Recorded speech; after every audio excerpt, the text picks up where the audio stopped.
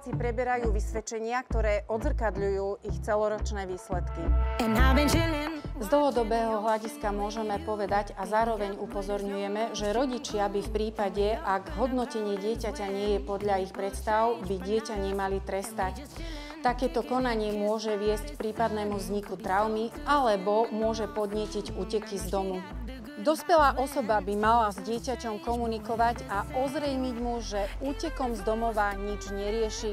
Práve naopak, vystavuje sa riziku úrazu, respektíve situáciám, ktorými sa môže stať obeťou trestného činu. Každému prípadu nezvestnosti dieťaťa venuje polícia mimoriadnu pozornosť.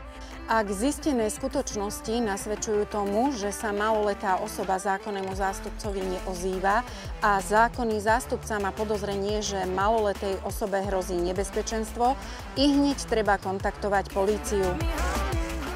Informácia, že polícia vyhlasuje pátranie po nezvestnosti dieťaťa až po uplynutí 24 hodín, je mýtus.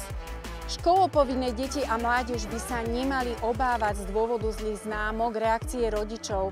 Zároveň apelujeme na zákonných zástupcov, aby v prípade slabších výsledkov ich detí reagovali tak, že ich povzbudia.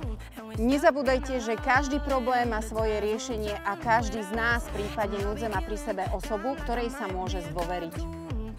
Tí, ktorí chcú reagovať na svoje problémy anonymne, majú k dispozícii linky dôvery a samozrejme v prípade potreby je vám k dispozícii aj polícia. Želáme vám krásne a bezpečné letné prázdniny.